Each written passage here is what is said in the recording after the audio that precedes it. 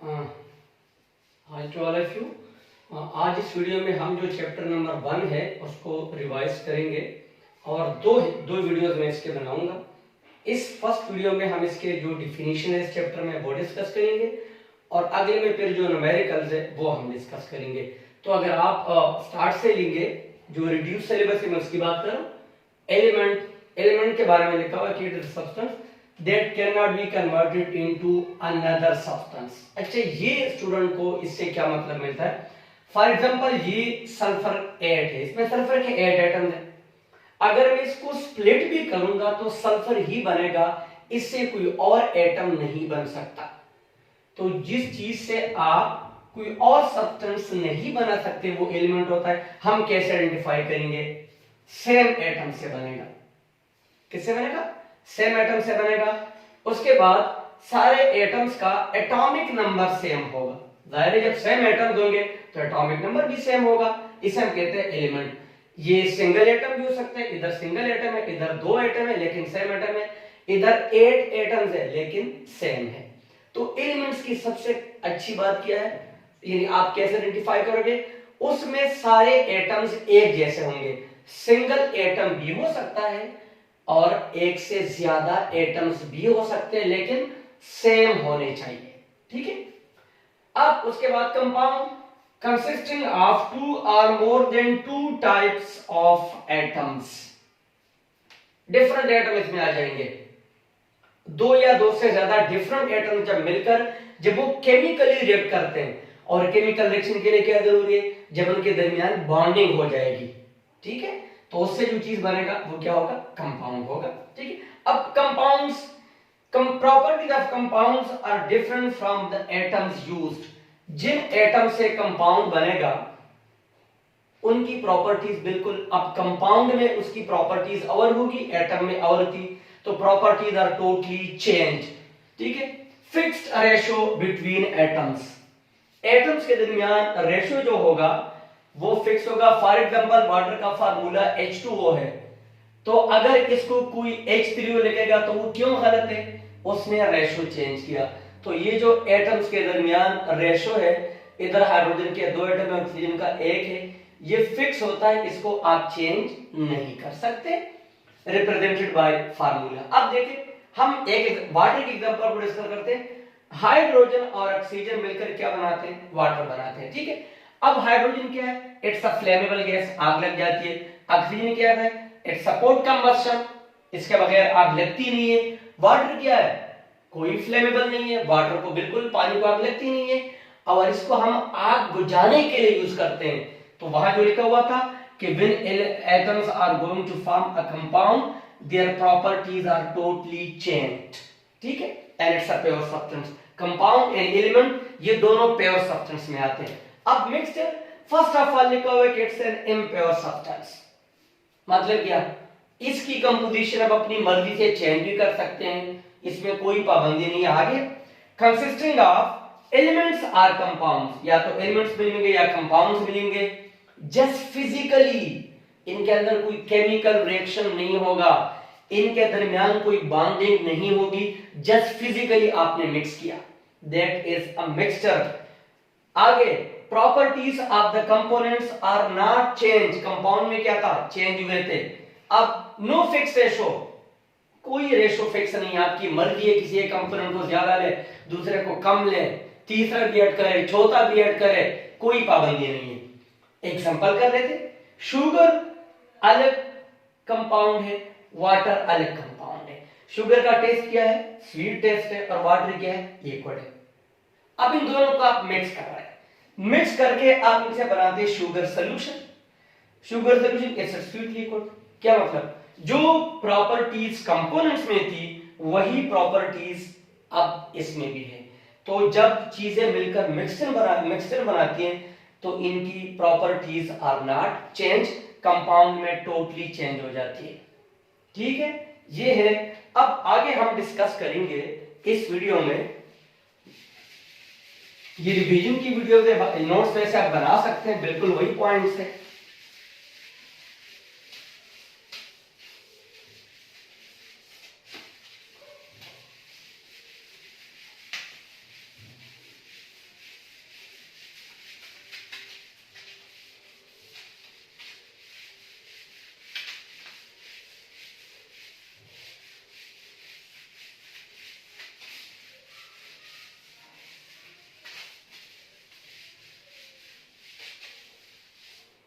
अब मिक्सचर के क्या है, टाइप्स है,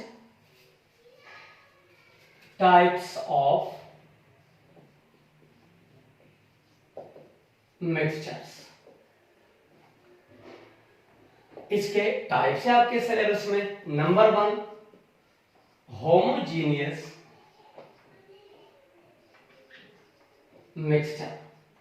अब देखिए इनके नामों पे फोकस करें, ठीक है। होमो, देखने में एक ही चीज नजर आए, इसको हम एक वर्ड यूज करते हैं सिंगल फेस। अच्छा, सिंगल फेस का मतलब क्या है, मैं आपको एक्सप्लेन करता हूं। आप शुगर ले, उसको वाटर और वाटर ले, पहले इन दोनों को अलग अलग देखें। शुगर आपको क्या नजर आएगा, मिक्सिंग से पहले या आपको सॉलिड फॉर्म में नजर आएगा या आपको लिक्विड नजर आए, और आप इसमें इजीली फर्क कर रहे हैं। अब आप इनको करें मिक्स और आप बनाए शुगर सॉल्यूशन।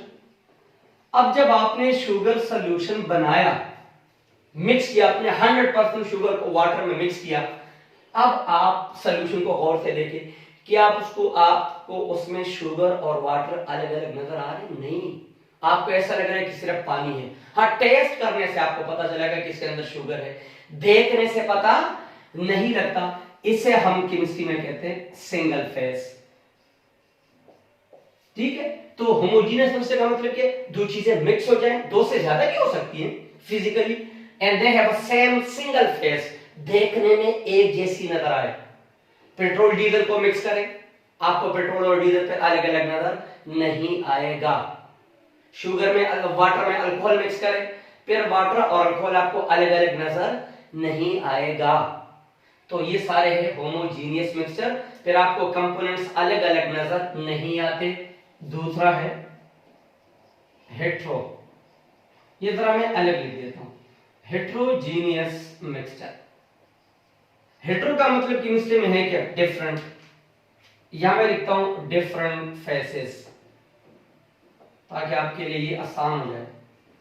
अब डिफरेंट फेस का मतलब क्या है, आपने चीजों को मिक्स किया, मिक्सिंग के बाद भी जब आपने देखा तो आपको अलग अलग नजर आ रहे थे। फॉर एग्जांपल, आप ले सैंड, सैंड को पानी में अभी पहले मत डाले, पहले देख ले कि सैंड आपको अलग अलग, एक बीकर में सैंड ले और एक में वाटर ले, दोनों को देखे क्लियर नजर आ रहे हैं सैंड अलग। अब आप इन दोनों को क्या करें कि पानी के अंदर सैंड डाल दें। अब आपके पास सैंड प्लस वाटर हो गया, ठीक है। अब आप देखेंगे आपको सैंड क्लियरली नजर आ जाएगा, अभी भी वहां नजर शुगर नजर नहीं आ रहा था। इधर आपने सैंड पानी में डाल दिया, फिर भी सैंड और वाटर अलग अलग आपको नजर आ रहे हैं। इसे कहते हैं क्या, डिफरेंट फेसेस, मिक्स नहीं हुए, इसे कहते हैं हेट्रोजीनियस मिक्सचर, ठीक है। उसके बाद हम मूव करते हैं, इस चैप्टर के कुछ और डिफिनीशन है और उसमें है फ्री रेडिकल।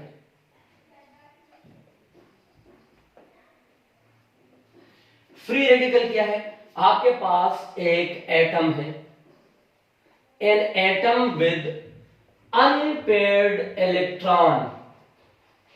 अच्छा, अनपेयर्ड इलेक्ट्रॉन का सिंपली मतलब है सिंगल इलेक्ट्रॉन, क्योंकि इलेक्ट्रॉन हमेशा पेयर्स की फॉर्म में होते हैं, दो दो होते हैं।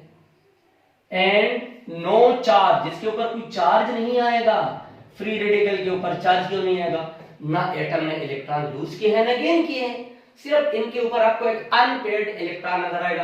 क्लोरीन देखें, और इसको उस अनपेयर्ड इलेक्ट्रॉन को हम रिप्रेजेंट करेंगे, रिप्रेजेंटेड बाय डॉट। अब देखें क्लोरीन वैलेंस शेल में 7 इलेक्ट्रॉन है, ये 6 ये हो गए, एक ये अलग है, ये सिंगल, ये अनपेयर्ड इलेक्ट्रॉन है कि नहीं है, इसे हम कहते हैं अनपेयर्ड, क्योंकि ये सिंगल इलेक्ट्रॉन है। और इसको हम क्या कहेंगे, इसको हम कहेंगे क्लोरीन फ्री रेडिकल, ठीक है। उसके बाद अगली डिफिनीशन है आयंस। आयंस कैसे बनते हैं जी, आयन वैसे हम कहते हैं जब भी किसी एटम के ऊपर चार्ज आ जाएगा, चार्ज पार्टिकल्स। फॉर एग्जांपल, ये सोडियम एटम है, चार्ज मैंने लगाया, अब ये आयन है। ये ऑक्सीजन एटम है, चार्ज मैंने लगाया, अब आयन है, तो जब भी एटम के ऊपर चार्ज देके वो प्लस हो माइनस हो उसे हम कहते हैं आयंस। और आयंस कैसे बनते हैं? ड्यू टू लॉस और गेन ऑफ इलेक्ट्रॉन, यानी या तो एक एटम इलेक्ट्रॉन लूज करेगा या गेन करेगा।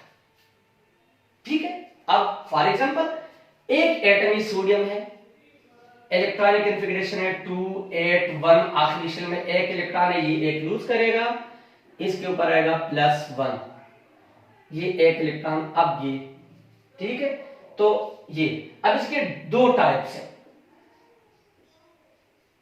दो टाइप्स में इसमें नंबर 1 है कैटायन। कैटायन हम सिंपली कहते हैं केमिस्ट्री में पॉजिटिवली चार्ज्ड आयंस को, और ये कैसे बनते हैं? ये due to loss of electrons बनते हैं। कैसे बनते हैं? Due to loss of electron. अब इसके ऊपर पॉजिटिव चार्ज कितना लगता है? देखें, अगर मैं कहता हूं सोडियम +1, तो इसका मतलब है इसने एक इलेक्ट्रॉन लूज किया है। ये जो डिजिट है ये नंबर ऑफ इलेक्ट्रॉन को शो करता है, प्लस का मतलब है इसने इलेक्ट्रॉन लूज किए हैं, +1 का मतलब है लॉस ऑफ 1 इलेक्ट्रॉन, ये एक इलेक्ट्रॉन लूज कर चुका है। इस तरह अगर मैं लगाता हूं मैग्नीशियम 2+2 लॉस ऑफ 2 इलेक्ट्रॉन, इस तरह अगर मैं लगाता हूं Al3+, मतलब क्या है? Loss of 3 electrons. ठीक है, वेरी सिंपल सी, बड़ी सिंपल सी डिस्कशन है। दूसरा,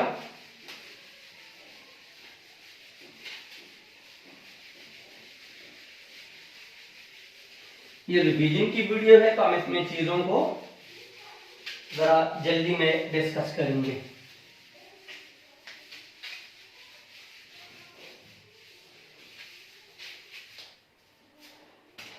अब दूसरी टाइप क्या है? एनायन। किसे कहते हैं? Negatively charged ions. कैसे बनते हैं? Due to gain of electrons. ठीक है, अब देख ले, और ये नॉन मेटल्स बनाते हैं, कैटायंस मेटल। ये कौन बनाते हैं? Non metals. इससे जब आप आयनिक बॉन्ड की वीडियो देखोगे तो आपको ये भी पता चलेगा, नॉन मेटल हमेशा इलेक्ट्रॉन गेन करते हैं, इसलिए वो क्या बनाते हैं? एनायंस बनाते हैं। कितने इलेक्ट्रॉन? जितने उसको चाहिए। क्लोरीन के ऊपर अगर मैं -1 लिखता हूं, माइनस का मतलब है ये एनायन है, इसने इलेक्ट्रॉन गेन किए हैं। इस डिजिट का मतलब है कितने इलेक्ट्रॉन? 1, तो यहां मैं लिखूंगा गेन ऑफ 1 इलेक्ट्रॉन। ठीक है, अगर मैं लिखता हूं O2- gain of 2 electrons, bonding में भी ये वीडियो का मैं आयनिक बॉन्ड में, ठीक है, N3- गेन ऑफ 3 इलेक्ट्रॉन्स।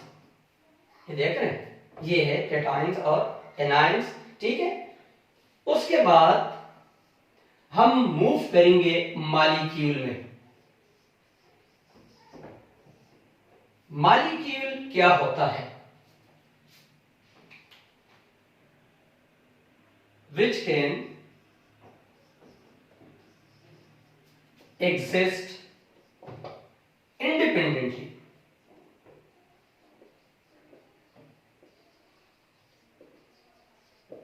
जो इसको मजीद बॉन्डिंग की जरूरत ना हो, जिसको वो इंडिपेंडेंटली एग्जिस्ट करे। देखिए, अगर मैं लिखता हूं ये ग्रुप 1 में आता है ना सोडियम, ग्रुप 1 क्या है? इसके वैलेंशियल में एक इलेक्ट्रॉन है, इसका वैलेंशियल कंप्लीट नहीं है, ये इंडिपेंडेंटली एग्जिस्ट नहीं कर सकता, ये मॉलिक्यूल नहीं है, ये मॉलिक्यूल है। क्यों?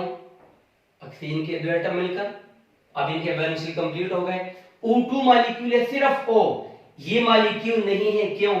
ये ग्रुप 6 में आता है, इसके वैलेंशियल में 6 इलेक्ट्रॉन है, इसका वैलेंशियल कंप्लीट नहीं है, तो Na और O ये मॉलिक्यूल नहीं है, लेकिन ये मॉलिक्यूल है। वाटर भी मॉलिक्यूल है, क्योंकि फर्दर बॉन्डिंग की इनको जरूरत नहीं है, दे कैन एग्जिस्ट इंडिपेंडेंटली। ठीक है, अब इसके टाइप्स है। एक है मॉलिक्यूल ऑफ एन एलिमेंट, क्या, मॉलिक्यूल ऑफ एन एलिमेंट। वैसे एलिमेंट क्या होता है डिस्कस किया शुरू में, सेम एटम, तो क्या है मॉलिक्यूल वही कंसिस्टिंग ऑफ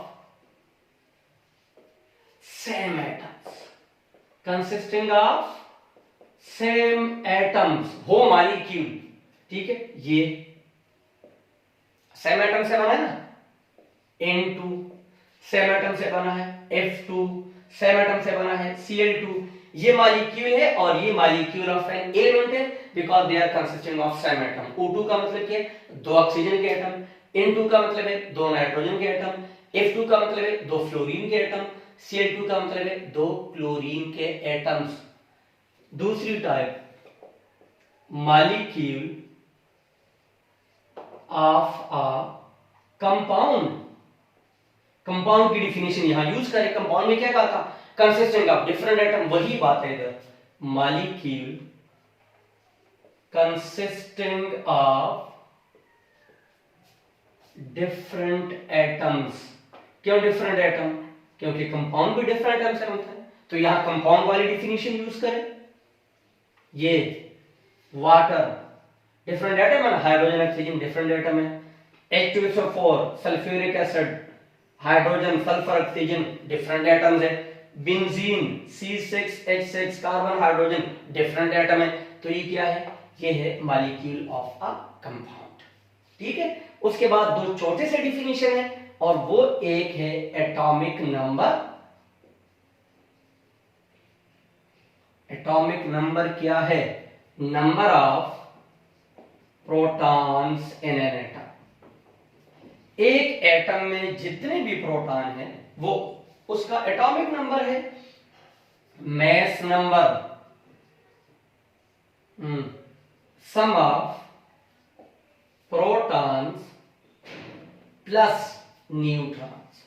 प्रोटॉन्स और न्यूट्रॉन्स को ऐड करो, जो नंबर आएगा वो क्या होगा, मैस नंबर। एक चीज आप याद रखेंगे, किसी भी एटम में number of electrons are always equal to number of protons in an atom।